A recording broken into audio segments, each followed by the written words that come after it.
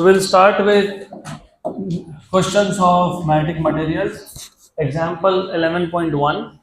A bar magnet of moment of inertia. Moment of inertia आपको दिया है 500 gram centimetre square, मतलब series units में आपको मोमेंट ऑफ इनर्शिया दिया है, right. Makes 10 oscillations per minute. 10 oscillations per minute in a horizontal plane. What is the magnetic moment? What is its magnetic moment if the horizontal component of Earth's magnetic field is 0.36 Gauss? बहुत simple सा question है. What is given to you? आपको given parameter में दिया है moment of inertia, जिसको तुम I से डिनोट करते हो. How much is I? 500 gram centimetre square. अगर आपको SI में कन्वर्ट करना है तो आपको किलोग्राम मीटर्स को लिखना पड़ेगा, बट बिकॉज क्वेश्चन में सारे ही पैरामीटर्स ऑलरेडी आपको सीजीएस में दिए हैं, तो will find answer in CGS और लास्ट में देखेंगे कन्वर्ट करना है कि नहीं. आगे बोला है मेक्स 10 ऑसिलेशंस पर मिनट. 10 ऑसिलेशंस पर मिनट. अगर 10 ऑसिलेशंस पर मिनट तो एक सेकेंड में कितने? 1/6, क्योंकि 1 मिनट इज 60 सेकेंड्स. और ये ऑसिलेशन पर मिनट या ऑसिलेशन पर सेकेंड मतलब कौन सा parameter? Number of oscillations per unit time क्या होता है? फ्रीक्वेंसी. तो ये फ्रीक्वेंसी है, फ्रीक्वेंसी n 1/6 पर सेकेंड, जिसको तुम हर्ट्ज भी बोलते हो, ऑसिलेशंस पर सेकेंड. और आपको बोला है ये जो मैग्नेट था, it is oscillating in earth magnetic field. Earth के मैग्नेटिक फील्ड के हॉरिजॉन्टल कंपोनेंट में ऑसिलेट हो रहा है, और अर्थ के मैग्नेटिक फील्ड का हॉरिजॉन्टल कंपोनेंट कितना दिया है? 0.36 गॉस. तो मैग्नेटिक फील्ड की वैल्यू भी कितनी दी है? 0.36 गॉस. 36 × 10⁻² गॉस. और आपसे पूछा क्या है? What they are asking you is what is the magnetic moment. What is the magnetic moment? Dipole moment पूछा है आपको, स्मॉल m. तो I would like to know from your side, how do you find out magnetic moment?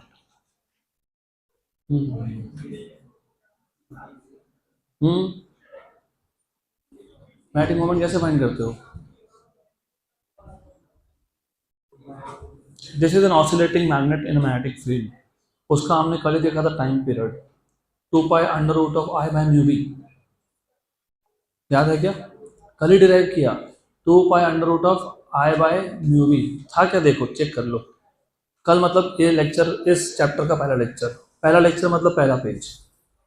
Time period of an oscillating bar magnet आपको दिया है, time period equal to 2π√I/μb. है क्या? दिया है कि μb बाय I है.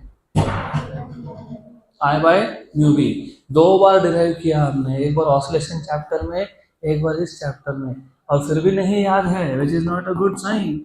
You need to remember formulas. यहाँ पे जो म्यू होता है ना, वो होता है डाइपोल मोमेंट. सिर्फ मैंने डाइपोल मोमेंट को m से डिनोट किया, तो नोटेशन चेंज कर दो तो बन जाएगा m. This is m. Good. I repeat again, तुमको if you want you can directly find out answer in CGS, later convert to SI, या फिर you can convert each of this parameter to SI. वो आपके ऊपर है. तो इसको convert अगर करना है आपको, और बाय द वे फ्रीक्वेंसी था, इसको अगर आपको कन्वर्ट करना है, 500 ग्राम, 1 ग्राम में कितना किलोग्राम? 10⁻³ सेंटीमीटर को मीटर में कन्वर्ट करने के लिए 10⁻², उसका स्क्वायर 10⁻⁴, 10⁻⁷, और 500 का 10⁻², मतलब 10⁻⁵, है ना? ये आ जाएगा 5 × 10⁻⁵ kilogram metre square, KG metre square. ये हो गया आपका moment of inertia. Frequency CGS में, एसआई में, दोनों में सेम होता है. ऑक्सीजन पर सेकेंड सीजीएस में भी वही होता है, एसआई में भी वही होता है. और you know what is the conversion of gauss to tesla? You know what is gauss to tesla conversion?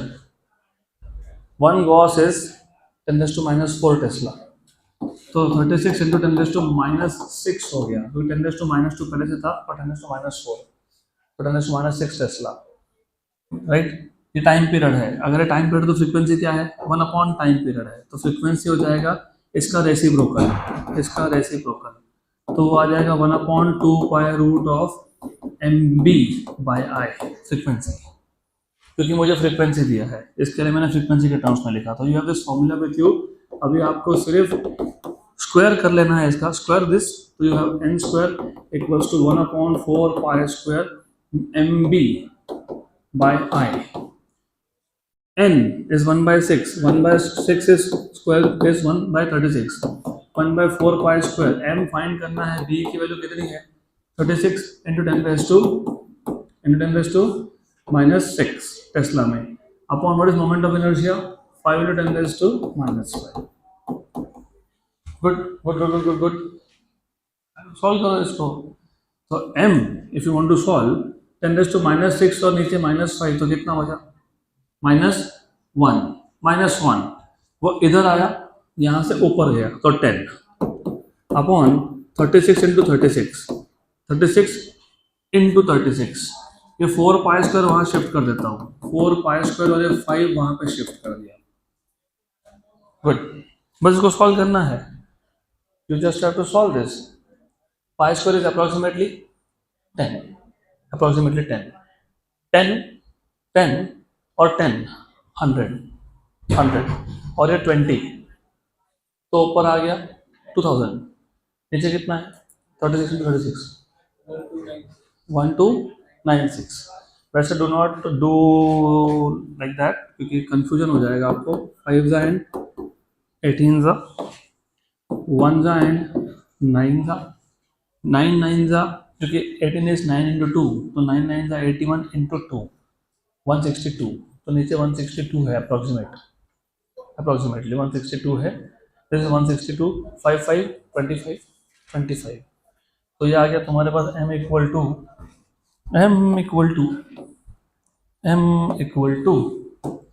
25 into pi square की वैल्यू 10, नीचे आया 162, तो दिस इज लाइक 5 जा एंड 81, 125/81 is 1.5 के आसपास आएगा, ये थोड़ा सा आगे पीछे, तो we can do this exact calculation, check कर लेते हैं।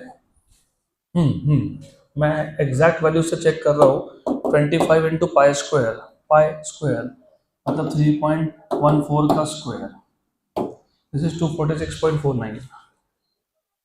हमने कितना लिखा, how much did we write down 250, ठीक है, अपॉन 36 स्क्वायर मतलब divide by 36, again divide by 36, 246 point something आया था ना, 3.14 स्क्वायर इंटू 25 डिवाइड बाय 36 का स्क्वायर, 1296 से डिवाइड किया 0.19, तो 0.19 इज योर आंसर। 0.19 m का यूनिट क्या होता है, एम्पियर मीटर स्क्वायर। अगर current carrying loop is behaving like a magnetic moment, नहीं तो क्या होता है 1.9 होगा, वो ठीक है, वो एक पावर का something went missing.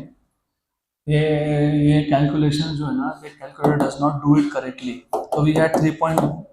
This square into 25, ये तो ठीक है, इसलिए I was dividing 36, again dividing 36, 0.19 आ रहा है,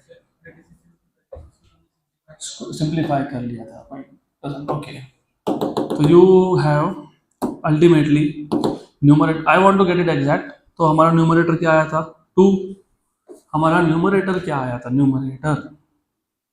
न्यूमरेटर क्या था 246 point something, 3.14 square into 25 divide by 162, so it is 1.5215, 125 that is the exact answer if you solve 5 2 तक ठीक है, up to 2 decimal is fine। normally answers 3 significant figures तक लिखे जाते हैं normally, एम पे मीटर स्क्वायर इज 1 यूनिट, दूसरा बताया था मैंने आपको न्यू का, याद है क्या? याद है, टॉर्क के फॉर्मूला से निकाला था हम लोगों ने, न्यूटन मीटर पर टेस्ला, तो न्यूटन मीटर पर Tesla, that is what you should get. वैसे अप्रोक्सीमेशन से भी आंसर तुम्हारा लगभग आ ही जाएगा, मैंने एग्जैक्ट किया because I wanted to match with textbook. अगर मैं अप्रोक्सीमेशन करता हूँ तो you see pi square is 10, 25 into 25, मतलब 5 into 5 is 25, 25 into 10, ऊपर आ गया 250 अप्रोक्सीमेटली लिखा है वहाँ पे। नीचे कितना है? 162। इसको सिंप्लीफाई करने के बाद तो यू हैव 20, 250 by 162, 162 को फिलहाल 160 मान लो। What is 250 by 160? 25 by 16. What is 25 by 16? What is 16 half the 8? तो 1.52 से थोड़ा सा डाइवर्जन होगा, बट ठीक है, इट्स ओके। और आंसर लिखते वक्त स्टेट बोर्ड्स में कम से कम अप टू 3 सिग्निफिकेंट फिगर लिखना चाहिए, up to 3 is the minimum. चलो नेक्स्ट क्वेश्चन। इस चैप्टर के क्वेश्चन बहुत सिंपल से हैं। 11.2 calculate the gyromagnetic ratio of electron. By the way gyromagnetic ratio या फिर gyromagnetic ratio as you pronounce it is a constant quantity, तो ये अभी फाइंड कर लेते हैं और याद भी रख लेना, क्योंकि तुमको ये JEE NEET type of exam में इसकी जरूरत पड़ेगी आपको। तो आपको गिवन पैरामीटर में दिया हुआ है charge on electron 1.6 into 10⁻⁻19 coulomb, और मास ऑफ इलेक्ट्रॉन आपको दिया हुआ है 9.1 into 10⁻31 किलोग्राम। आपको पूछा है जायरोमैग्नेटिक रेशियो, तो मैं एक काम करता हूँ, इसको GR से डिनोट कर देता हूँ। तो you are suppose to find out this and then you should know this ratio is defined as, पता है क्या इसका रेशियो क्या होता है? पता, do you know? This is half charge per unit mass. Half charge per unit mass मतलब charge upon mass, इसका हाफ E/2 है, क्योंकि E कांस्टेंट है, M कांस्टेंट है, तो ये पूरा रेशियो ही कांस्टेंट है। तो ये रेशियो आपको एग्जाम में लग सकता है, वहाँ पे आपको कोई बताएगा नहीं, इसकी value you are suppose to know. तो extremely simple, just substitute the values and do calculation. तो this ratio is E/2m, E/2m, E कितना है? 1.6 into 10⁻⁻19, and how much is this? 9.1 into 10⁻⁻31, और साथ में 2 है। 1 जा, एक काम करेंगे, ये जो 1.9 है ना, 1.9 इसका पॉइंट हटाना तो हटा दो, और ये 10⁻⁻20 कर दो, 10⁻⁻20 कर दिया। इससे क्या हुआ? ये 1 जा और ये हो गया 8 जा। What is 8/9? 0.8 समथिंग। तो इसका मतलब ये 0.8 समथिंग आएगा 10⁻⁻20 और नीचे -31, तो ओवरऑल कितना? 10⁻11। इसको 10⁻10 के टर्म्स में लिखते हैं, वैसे एग्जैक्ट लिख देता हूँ मैं। तो you have 8 divided by 9.1, it is 0.879, round off करके 0.88 लिख देंगे इसको। It is 0.879, yes. Then you have 8.79 into 10⁻10, yes, लेकिन इसको राउंड ऑफ करके लिखते हैं 8.8 into 10⁻10। What will B units? Charge by mass, coulomb per KG. Done. चलो अगला क्वेश्चन, नेक्स्ट क्वेश्चन। एग्जाम्पल 11.3 होना चाहिए, मिस प्रिंट, ठीक है। Anyways 11.3, 11.2, 3, 11.3। The region inside a current carrying toroid, ये इंपॉर्टेंट टाइप का क्वेश्चन है, और याद रखना मोस्टली जेईई नीट में या सीईटी में इस चैप्टर पे ज़्यादा कंटेंट है नहीं, तो जो तुम स्टेट बोर्ड में क्वेश्चन सॉल्व कर रहे हो लगभग उसी टाइप के क्वेश्चन तुमको जेईई नीट में भी आते हैं, लगभग almost. The region inside a current carrying toroid winding is filled with aluminum having susceptibility chi equal to 2.3 into 10⁻⁵. By the way, before I read question further, susceptibility is positive and small. Which type of substance it should be, paramagnetic, हमने लिखा था aluminium is paramagnetic. What is the percentage increase in the magnetic field in the presence of aluminium over that without it? मतलब जो toroid है, toroid का जो core है, toroid का जो कोर है पहले वो एल्यूमिनियम का नहीं था, मतलब वो नॉन मैग्नेटिक इन नेचर था. फिर हमने जो टोरॉइड है उसका कोर क्या बना दिया, एल्यूमिनियम का, right. I will draw this diagram and then I will explain you. Question is interesting, simple, और मैं इसका एक शॉर्टकट ट्रिक बना के देने वाला हूँ which you can use for your entrance exams. Toroid, you must remember toroid. और टोरॉइड हमने दो चैप्टर में देखा, एक था मैग्नेटिक इफेक्ट्स, मतलब magnetic field due to electric current, और एक if you remember in magnetic materials itself. तो टोरॉइड ऐसा होता है, toroid is a solenoid bent in the shape of a doughnut. उसमें से ये है उसका इनर रेडियस, यहाँ तक ये है उसका आउटर रेडियस, और ये है उसका एवरेज रेडियस. और एवरेज रेडियस को हम लोग आर से डिनोट करते हैं, और this is the axis of the toroid. फिर आपको ये याद होना चाहिए, what you should no is, what you must know is, इसके ऊपर होता है वाइंडिंग. तो you put wires winding on it. अब इस वाइंडिंग में से जब तुम करंट पास करोगे, when you pass current through this winding, ये जो इलेक्ट्रिक करंट है ये एक्सिस पे एक मैग्नेटिक फील्ड प्रोड्यूस करता है. करेक्ट. तो जब इसमें करंट पास होगा तो ये करंट एक्सिस पे एक फील्ड प्रोड्यूस करेगा. What is the formula for that field? Mu zero N I. Mu zero N I, और N I is H. N I को तुम बोलते हो मैग्नेटिक फील्ड इंटेंसिटी. रिमेंबर, जब कोर नॉन मैग्नेटिक है, not made up of aluminium, only magnetic field at the axis is due to current, right. तो magnetic field की value कम है. नाउ एडिशनली तुमने कोर को भी एल्यूमिनियम बना दिया, मतलब basically it is magnetic in nature. तो अब टोटल मैग्नेटिक फील्ड के दो कॉन्ट्रीब्यूशन होंगे. कौन से दो? एक ड्यू टू करंट, दूसरा due to material, magnetisation of the material, जिसको तुम BM बोलते हो. और याद होगा हमने देखा था परसों के लेक्चर में, BM equals to mu zero into MZ. MZ is magnetisation और MZ इज काई एच. तो दो कॉन्ट्रीब्यूशन है. तो जब तुमने कोर बनाया एल्यूमिनियम का तो मैग्नेटिक फील्ड ज़्यादा है, और जब नहीं था तो फील्ड कम था. मतलब सिर्फ एल्यूमिनियम डालने से मैग्नेटिक फील्ड बढ़ गया. कितना परसेंटेज बढ़ा वो पूछा है. The region inside the current carrying toroid winding is filled with aluminum having susceptibility. What is the percentage increase in the magnetic field in presence of aluminum over that without it? और एक ही parameter दिया है chi. तो you always have to think कि मेरे पास क्या दिया है, क्या पूछा है, उसको कनेक्ट कैसे करेंगे. अब आपको दिया तो सिर्फ ससेप्टिबिलिटी है, मतलब जो भी परसेंटेज इंक्रीज का फॉर्मूला बनेगा वो हमको लाना पड़ेगा in terms of susceptibility, because we have been given only susceptibility 2.3 into 10⁻⁵. Susceptibility is the ratio of two similar quantities, hence it is dimensionless. तो यूनिट्स कुछ नहीं लिखेंगे तुमको, इट इज करेक्ट. फिजिक्स में ना percentage change in any quantity is always final value minus initial value upon initial value into 100. अगर आपको याद होगा थियरी में, फाइनल वैल्यू मतलब करंट प्लस मटेरियल का मैग्नेटाइजेशन से आने वाला फील्ड, उसको हम B से डिनोट कर रहे थे. सिर्फ करंट का B0 बोल रहे थे और सिर्फ मटेरियल का BM बोल रहे थे हम लोग. तो टोटल फील्ड को कैसे डिनोट करोगे? B से. Minus only due to current क्या था? B0 अपॉन क्या है? B0 इंटू क्या है? 100. बराबर, करेक्ट. तो फिजिक्स में चेंज, परसेंटेज चेंज, मैं परसेंटेज से पहले फ्रैक्शनल चेंज बता देता हूँ, जिसको तुम रिलेटिव चेंज भी बोलते हो.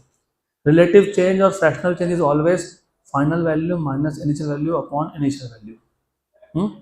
करेक्ट. सिर्फ एक केस है जिसमें तुम फाइनल माइनस इनिशियल नहीं करते, इनिशियल माइनस फाइनल करते हो. कौन सा केस? जब इनिशियल वैल्यू ज़्यादा हो. तो डजंट मैटर, मॉड डाल देना. अगर आपको पता नहीं इनिशियल ज़्यादा है फाइनल ज़्यादा तो मॉड डाल दो, मॉड, क्योंकि वैसे भी सिर्फ नेगेटिव पॉजिटिव का फर्क है. देन परसेंटेज चेंज करना है तो इनटू 100। अब आपको ये सोचना है कि ये जो फॉर्मूला है, how do I convert this in terms of काय। So remember, you wanted to find out this, and the formula that you require to find out percentage change in magnetic field is this one. Now you need to think, how do I bring this formula in terms of chi, which is a very simple task. थोड़ा सा मैं revise करवा देता हूँ, यहाँ ध्यान दो, सबका ध्यान यहाँ पे, क्योंकि this is important now. Current का कंट्रीब्यूशन मैग्नेटिक फील्ड में आता है म्यू 0 Ni, मटेरियल का आता है म्यू 0 Mz, टोटल आता है B0 प्लस Bm, ये हमने थ्योरी में सब किया है, which is mu 0 Ni plus mu 0 Mz। Yes, Ni होता है, Ni होता है, व्हाट इज Ni? H, तो म्यू 0 H, म्यू 0 Mz होता है chi H, Mz is chi into H, susceptibility is the ratio of Mz by H, तो Mz is chi H। Okay good, इसमें से क्या कॉमन निकल गया? म्यू 0 H 1 प्लस chi, बराबर। This is the total field, तो ये जो तुमने B लिखा है B, तो तुमको पहले B का फॉर्मूला पता होना चाहिए। What is total field? Mu 0 H 1 plus chi। Then of course you should know what is only B0 is mu 0 Ni, which is nothing but mu 0 H। very good। तो therefore percentage change in magnetic field ये आ जाएगा आपका B by B0 minus B0 by B0, मतलब 1 into 100। What is B? Mu 0 H 1 plus chi। What is B0? Mu 0 H, और ये minus 1 into 100। Mu 0 H cancel हो गया, 1 plus chi minus 1 chi, right? Good। तो therefore percentage change in B is just chi into 100। Done। ये बन गया trick. तो अगली बार से जब ऐसा तुमको क्वेश्चन दिया हो फॉर योर कॉम्पिटिटिव एग्जाम, उसमें अगर आपको बोला हो कि पहले जो कोर था वो नॉन मैग्नेटिक इन नेचर था, सिर्फ करंट था, अब आपने कोर ऑफ टोरॉइड को मैग्नेटिक बना दिया, जो भी मटेरियल तुमने सब्स्टिट्यूट इंसर्ट किया टोरॉइड के कोर में, उसका ससेप्टिबिलिटी दिया हो, और आपको पूछा what is the percentage change in magnetic field, percentage increase in magnetic field, it is just susceptibility value multiplied by 100। Done। susceptibility था 2.3 into 10 raised to minus 5 into 100 कर लो, तो ये हो गया 2.3 into 10 raised to minus 3। खत्म। That's your answer। Next question, अगला question,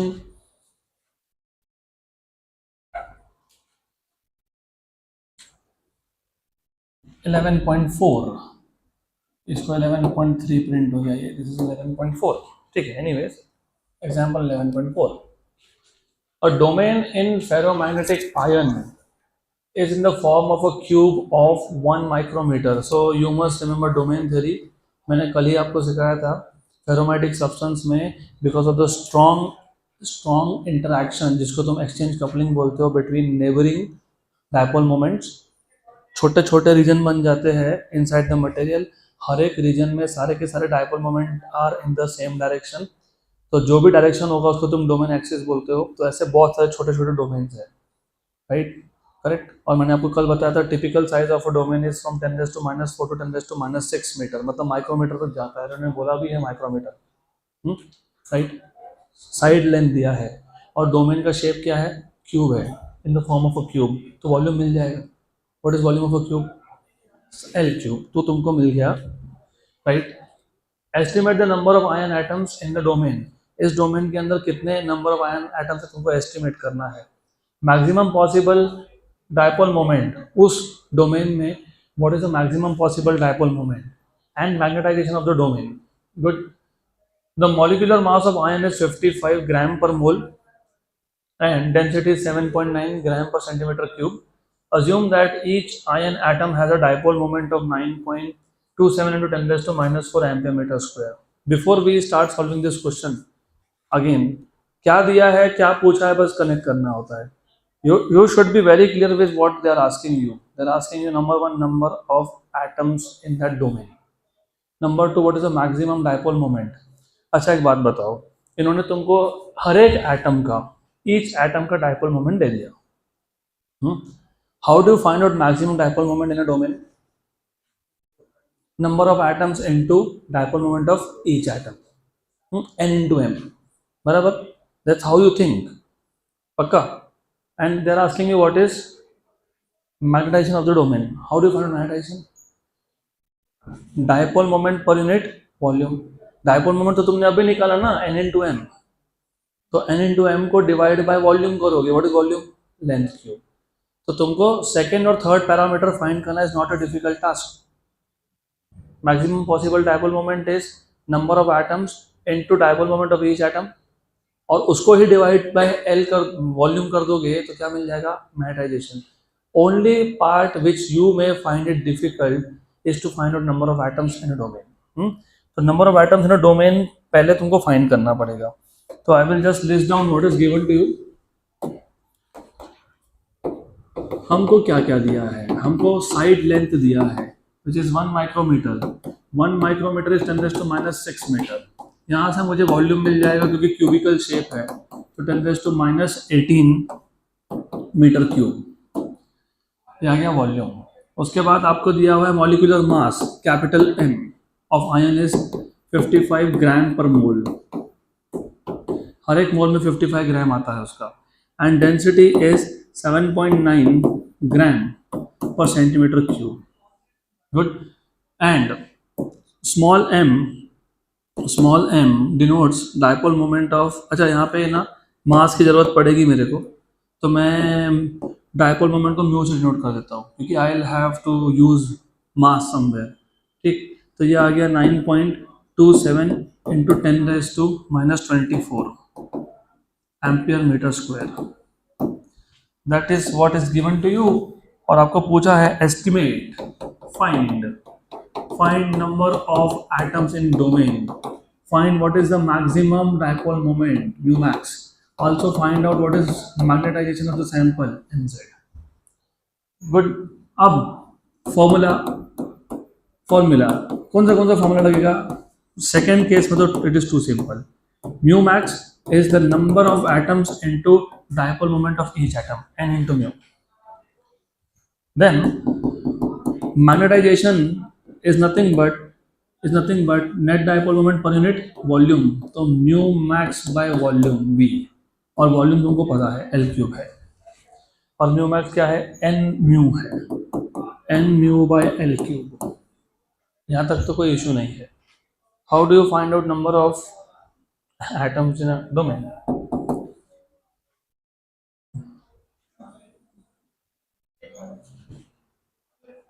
How do you find out number of atoms in a given domain?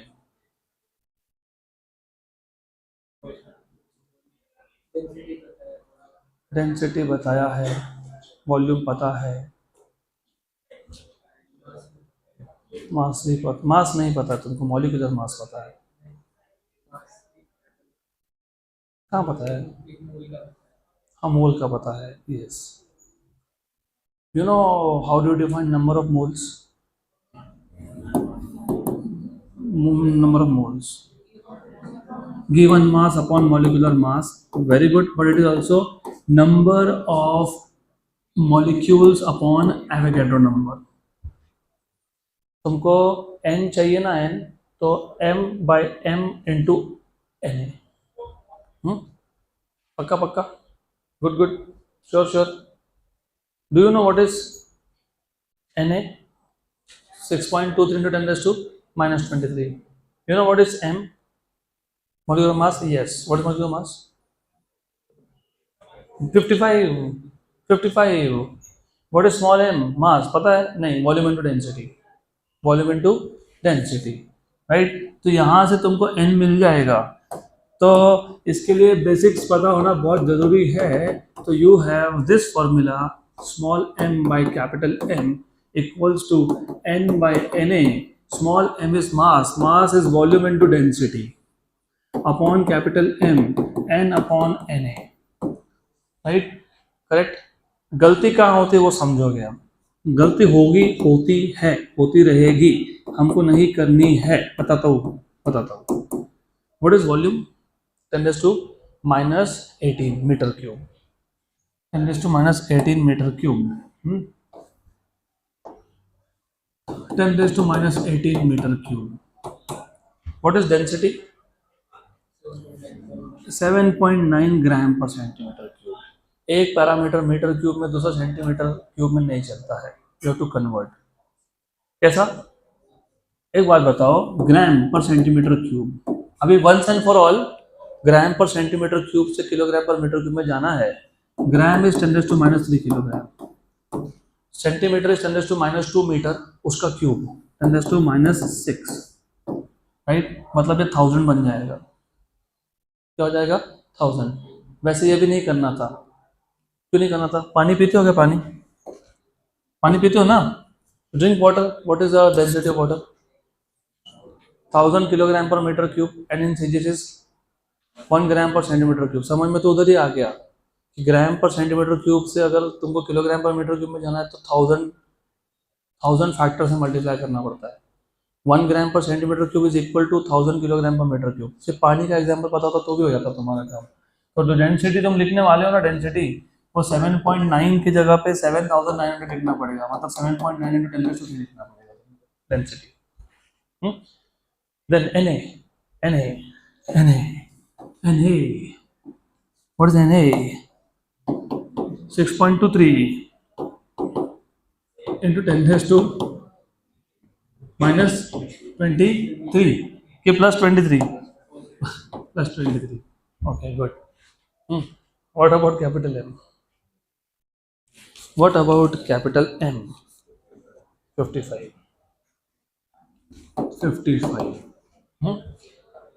पक्का? Yes, no, yes, no. वो gram पर मोल था। क्या था वो? ग्राम पर मोल था। तो why did you not convert? और ये भी 6.023 होता है, वो 6.23 नहीं होता है, वो 6.023 होता है ना। 55 क्या?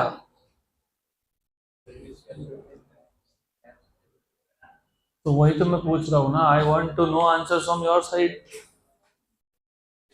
ग्राम को किलोग्राम में कन्वर्ट करना पड़ेगा। एक छोटी सी गलती की तो गए, आंसर मैच नहीं होगा। तो वो ग्राम को किलोग्राम में कन्वर्ट कर लिया।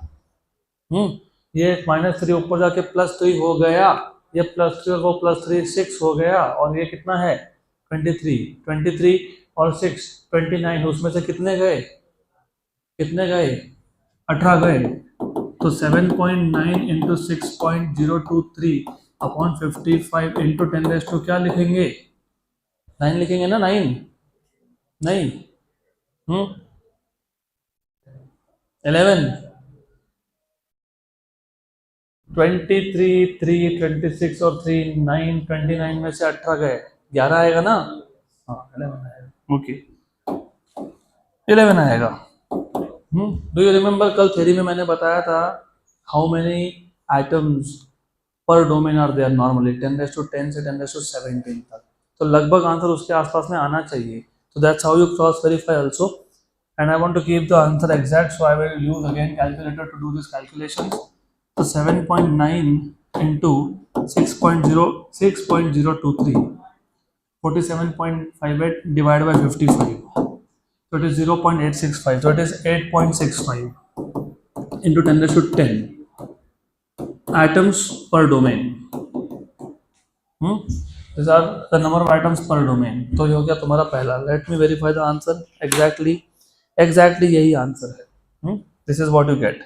Good. Then उसके बाद आपको क्या फाइंड करना है? Maximum dipole moment.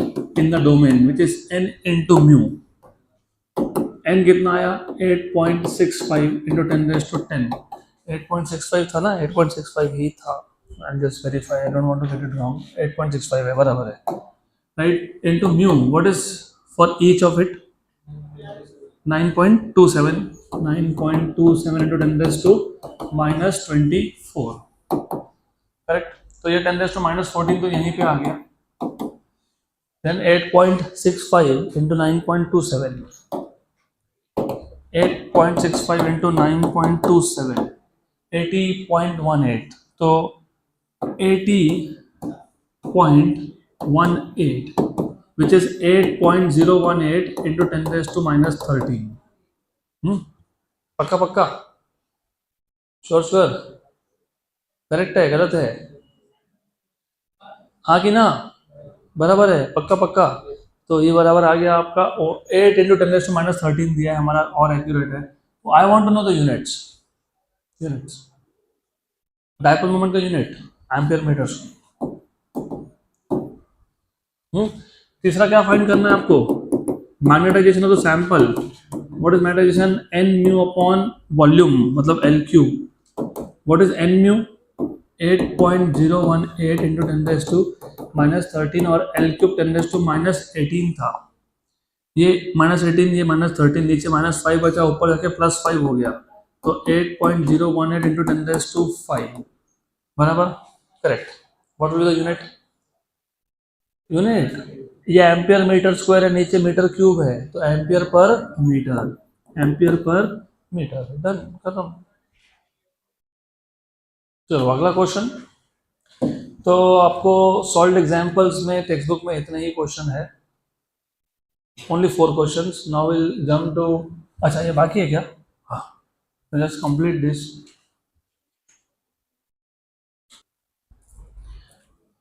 Okay, finally next question. Practice problem number 3. Simple question है. When a plate of magnetic material of size 10 cm by 0.5 cm by 0.2 cm length, breadth and thickness respectively, यहाँ से तुमको volume मिल जाएगा, तीनों को multiply कर देना, you get volume. Is located in magnetizing field. You remember I told you, जब magnetising field बोला हो तो वो H होता है. क्या होता है? H. मैंने आपको थ्योरी पढ़ाते वक्त ही बोल दिया था, you have to be careful with H and MZ. जब मैग्नेटाइजेशन बोला हो तो mz, जब मैग्नेटाइजिंग फील्ड बोला हो तो h. तो ये h की वैल्यू है 0.5 into 10 raised to 4 ampere per metre. Then a magnetic moment of 5 ampere metre square is induced in it. Find out the magnetic induction in the rod. आपको ऐसा बोला है कि जब तुमने ये प्लेट को एक मैग्नेटाइजिंग फील्ड में रखा, मैग्नेटाइजिंग फील्ड करंट प्रोड्यूस करता है. Current will produce field, that is called as magnetizing field because it magnetizes the material, correct? तो उस केस में कितना डायपोल मोमेंट इंड्यूस हो गया? 5 ampere metre square. They are asking you what is the magnetic induction, मतलब they are asking you what is the total magnetic field, मतलब क्या पूछा है? बी. तो आपको पहले आइडेंटिफाई करना पड़ेगा कि क्या दिया है, क्या पूछा है. तो आपको सबसे पहले गिवन में दिया हुआ है वॉल्यूम, क्योंकि लेंथ आपको दिया हुआ है. लेंथ कितना दिया हुआ है? 10 centimetre. So length is 10 centimeter. Then they have given you breadth. This is 0.5 centimeter and thickness, that is width. How much? 0.2 centimeter. So it becomes 10 into 0.5 is 5. 5 into 0.2 is 1. 1 होगा ना? पक्का पक्का. Okay. 1 होगा 1. This is 1. तो 1 centimeter cube. 1 centimetre cube मतलब 10 raise to minus 6 metre cube. ये volume आ गया. This is the volume. Then magnetising field मतलब H की वैल्यू आपको दी है. H की वैल्यू कितनी दी है? 5 into 10 raise to 3 ampere per metre. I know it is 0.5 into 10 raise to 4 which is 5 into 10 raise to 3. Good. Then magnetic moment mu. Magnetic moment mu M जो भी बोलना हो बोल दो. कितना है? 5 ampere metre square is induced. Good, मैं इसको एम ही डिनोट करूंगा क्योंकि बहुत ही कंफ्यूजन होता है यहाँ पे। इट इज टू कंफ्यूजिंग क्योंकि म्यू हम लोग एब्सोल्यूट परमेबिलिटी के लिए भी यूज करते हैं। Then you are suppose to find out total field magnetic induction. चलो फॉर्मूला बनाएंगे हम। It is simple, of course simple. B B का जो फॉर्मूला है, फाइनल फॉर्मूला है, वो क्या है? Mu H. You know H? Yes. You know mu? No. तो what is mu? It is mu zero mu R H. You know mu zero? Yes. 4.10⁻⁷. You know H? Yes. You know mu R? No. तो mu zero 1 plus chi. You know chi? No. You don't know chi? नहीं पता ना काई? नहीं। तो क्या करेंगे अब? M Z by H. ठीक है, M Z by H. Okay, right. You know H? Yes, you know H. You know M Z? No, लेकिन you can find out dipole moment per unit volume. बराबर। तो यहाँ तक रखो इसको। If you want ये एच को multiply कर दो अंदर, थोड़ा सिंप्लीफाई हो जाएगा केस। तो you have mu zero H into 1 is H plus M Z. अब मैं इतना घुमा फिरा के लाया आपको क्योंकि I wanted you to know all this formulas. Otherwise what I could have done is a simple thing. मैं बोल देता कि total field is mu zero B zero plus B M. फिर बी जीरो होता है म्यू जीरो एच क्योंकि N I is H, और B M होता है म्यू जीरो एम जेड। तो सीधा सीधा मिल जाता मेरे को mu zero H plus M Z. Very good. फिर एम जेड होता है dipole moment per unit volume. ये आ गया फॉर्मूला आपका। डन। तो now you just have to put values here. तो b equals to mu zero की वैल्यू 4.10⁻⁷ है। h की वैल्यू कितनी दी हुई है? h की value 500⁻3। 500⁻3 plus what is small m? 5। How much is the volume? 10⁻⁻6। हमारा काम कितना आसान कर दिया। Too simple. बताता हूँ क्यों। ये देखो, ये 10⁻⁻6 ऊपर गया तो क्या बन गया? 10⁻+6। बराबर बराबर। तो 5×10⁻+6 मतलब मैं ऐसा लिख सकता हूँ क्या? Of course I can write it like that.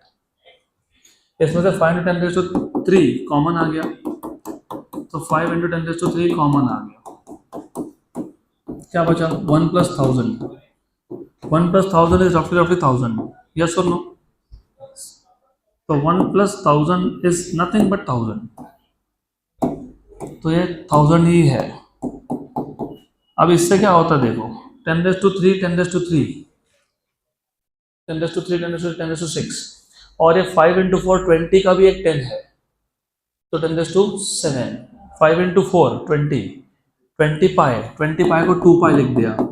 10⁻3 3 और उसका 10 7, और ये -7 गया, तो ये हो गया कैंसिल। हो गया कैंसिल, हो गया cancel. What is 2 pi value? 6.28। तो आपका आंसर 6.28 से थोड़ा सा बढ़ा आएगा।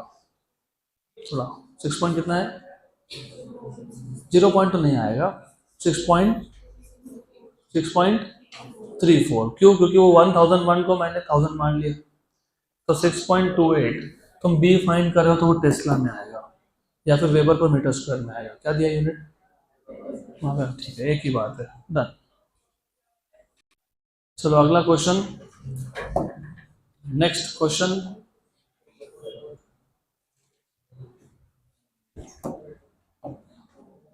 Question number 4। Interesting question, good question.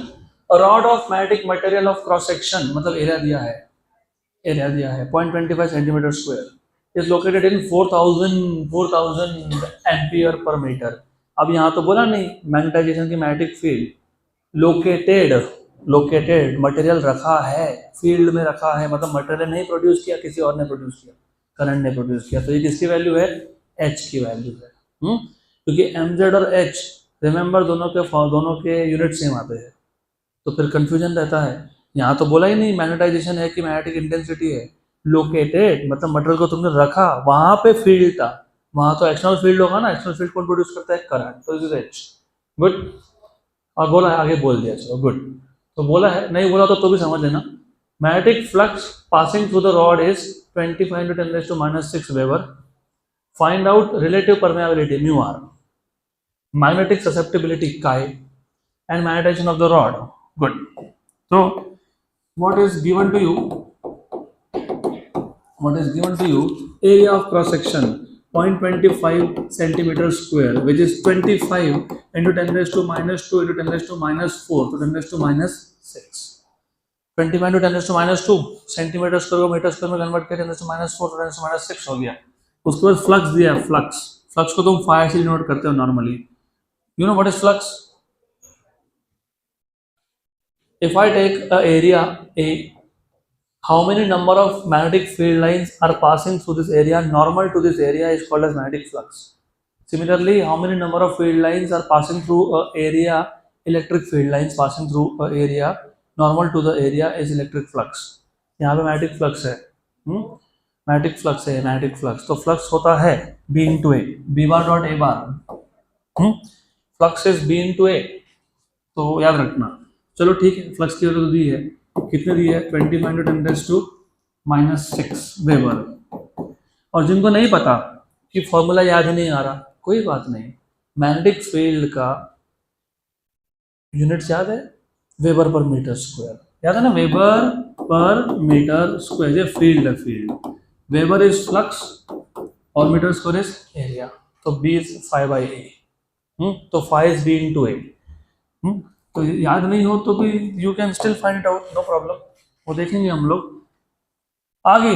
Find out, find out, find out what? Find out relative permeability and find out what?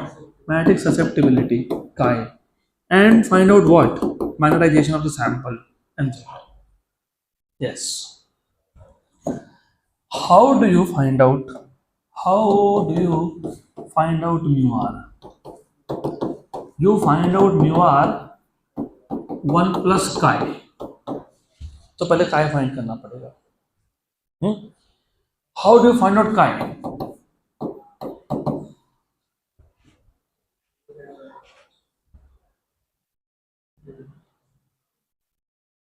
mz, और mz भी तो नहीं पता ना।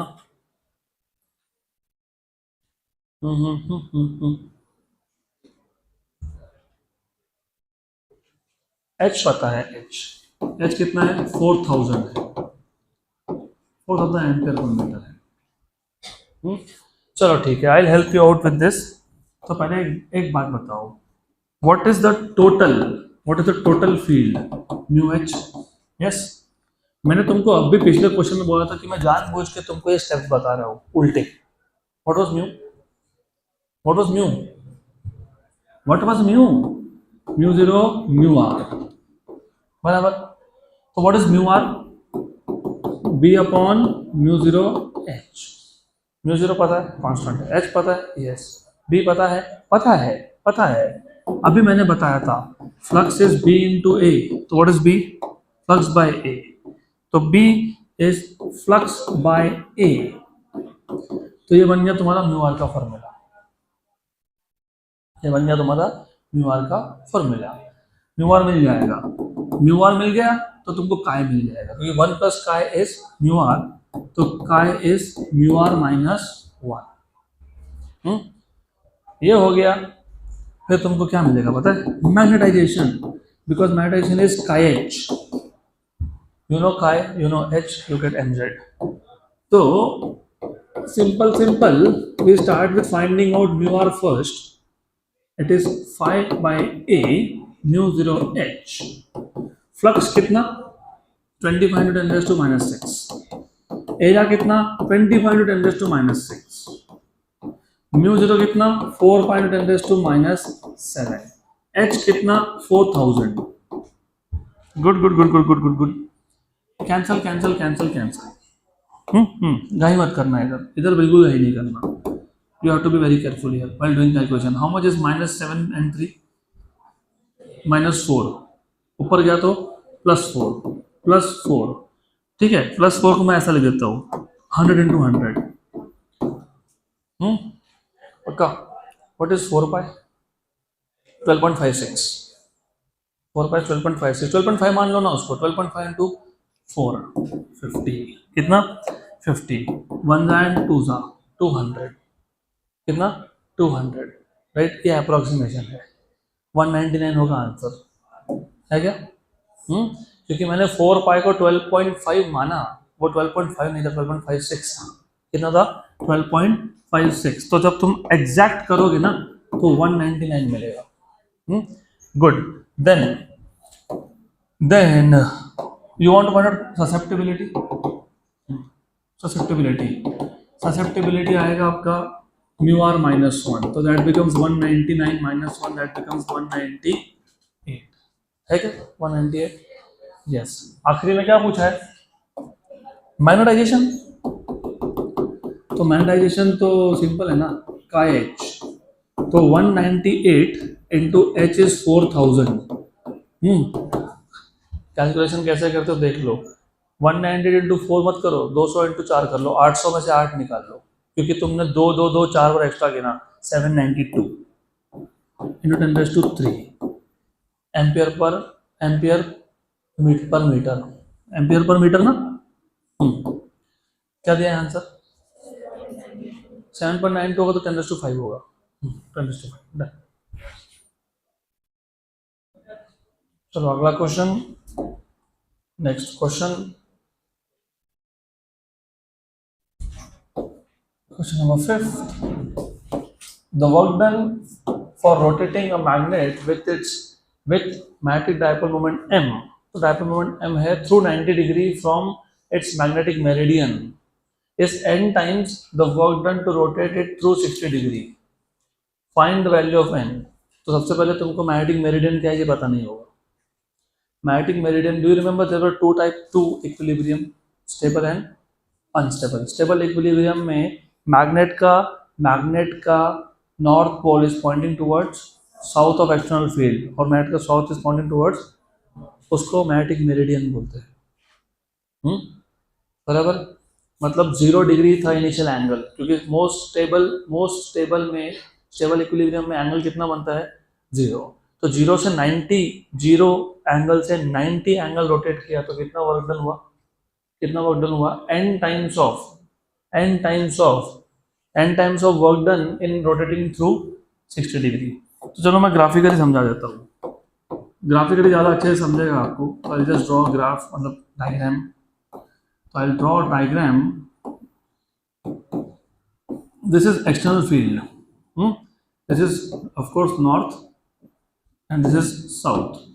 इसमें हमारे पास एक मैग्नेट है which is kept something like that, ऐसा रखा है वो। तो मैग्नेटिक मेरिडियन मतलब स्टेबल इक्विलिब्रियम, मतलब जो भी इनिशियल एंगल है आपका वो कितना है 0 है। अब केस वन में तुम इसको ऐसा रख रहे हो, रोटेट करके ऐसा रख दिया, कितना एंगल बना 90, कितना बना 90, तो θ1 मतलब final angle in the first case is how much 90, और सेकंड केस में बोला है तुम इसको इस ओरिएंटेशन से 60 डिग्री पे रख रहे हो, मतलब 0 से कितना घुमा रहे हो 60, तो फाइनल एंगल कितना है 60। दोनों केस का इनिशियल एंगल सेम था, पहले केस का फाइनल एंगल कितना है 90, दूसरे केस का कितना है 60। यहाँ तक क्लियर है क्या? 0 डिग्री से स्टार्ट किया, पहले केस में 90 घुमाया, फाइनल एंगल इज 90, 0 डिग्री से स्टार्ट किया, दूसरे केस में 60 तक घुमाया, फाइनल एंगल इज 60। पहले केस में अगर वर्क डन W है तो दूसरे केस में जो वर्क डन है, क्वेश्चन अच्छे से पढ़ लेना, हाँ नहीं क्वेश्चन अच्छे से पढ़ लेना, you have to read it carefully, very carefully. The work done for rotating a magnet with dipole moment m through 90 degree from its magnetic meridian is n times the work done to rotate through 60 degree. मतलब W1 is n times of W2. W1 is n times of W2, not the other way around. So W1 is n times of W2. और logically भी सोचोगे तो 0 से 90 में ले जाने के लिए ज़्यादा वर्क होगा कंपेयर टू 0 to 60। पक्का? क्वेश्चन गलत रीड किया, W2 इक्वल टू NW1 लिखा गए। पहला केस में वर्क डन W1 है, that W1 is n times of second case. पक्का? हाँ कि ना? हाँ हाँ हाँ, ऐसा ही है। हाँ, तो तुमको फाइंड क्या करना है? n। तो n फाइंड करने के लिए किसका फॉर्मूला चाहिए? n फाइंड करने के लिए क्या चाहिए? Work done. What is work done rotating a magnet? Okay, mu B cos of initial angle minus cos of final angle, cos theta 0 minus cos theta. पक्का पक्का? Good good, sure sure. हाँ हाँ, तो चलो सॉल्यूशन यहाँ से start कर देते हैं। What is W1? n times of W2। What is n? W1 by W2। What is W1? Mu b cos of initial angle minus cos of final angle of the first case, which is theta 1. What is W2? Mu b cos of initial angle दोनों case में same था, minus cos of final angle of second case. Mu b cancel. Cos of initial angle is 0 और पहले case में this is 90. Cos of initial angle is 0 और दूसरे case में final angle is 60. Okay, good. So what is cos 0? 1. What is cos 90? 0. What is cos 0? 1. What is cos 60? 1 by 2. तो 1 minus 1 by 2 is 1 by 2, तो n की value कितनी आ गई? 2 हो गया। देखो 2 दिया होगा, है ना 2?